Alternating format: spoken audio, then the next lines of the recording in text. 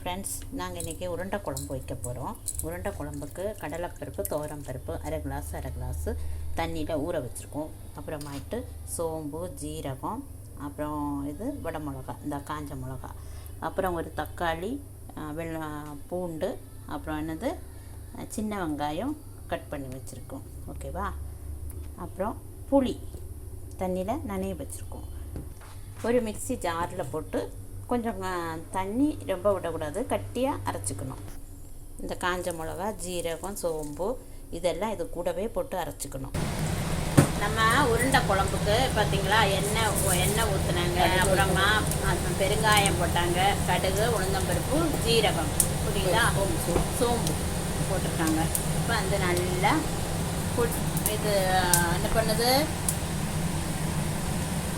எண்ணெயில் எல்லாம் கடுகு போட்டு இப்போ நம்ம என்ன பண்ணோம், வெங்காயம் போட்டோம். வெங்காயம், பூண்டு, கருவேப்பிலை, தக்காளி எல்லாம் ஒன்றா போட்டுட்டோம். போட்டு அப்படியே கரண்டி வச்சு கிண்டி கொடுக்குறோம். பார்த்தீங்களா? அப்புறம் என்ன பண்ணுறோம்,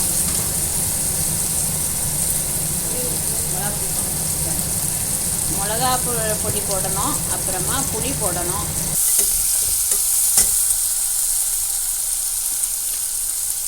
அப்புறமா மஞ்சள் பொடி போட்டுட்டோம்.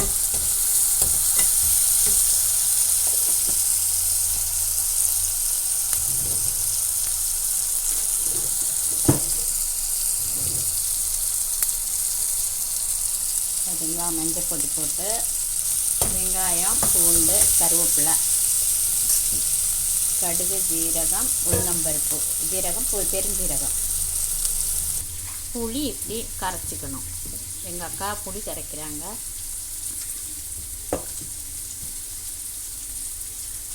அப்புறம் மிளகா பொடி போட்டாங்க. மிளகா பொடின்னா இவங்க எல்லாம் குழம்பு மசாலா பொடி போட்டிருக்காங்க. அப்புறமா கொஞ்சம் சில்லி பவுட்ரு, தனி சில்லி பவுட்ரு, அப்புறமா அந்த புளி அதில் ஊற்றி விட்டாங்க. புரியுதா? இப்படி அந்த இது உருண்டை பிடிச்சி உருண்டையாக அதை போடணும். அந்த கடலைப்பருப்புலாம் அரைச்சோம்ல, அதை இப்படி உருட்டி போடணும். அப்படியே அதை போட்டிங்கன்னா சிலவங்க அது எண்ணெயில் பொரிச்சிட்டும் போடுவாங்க, இப்படியும் போடலாம், இட்லி சட்டியில் அவிச்சிட்டும் போடலாம். உங்களுக்கு இது எங்களுக்கு டைமிங் இல்லை. இப்போ ரொம்ப யாருக்குமே இப்போ டைமு அதிகமாக செலவு பண்ணுறதில்ல. அதனால தான் நாங்கள் இப்படி பண்ணிட்டோம்.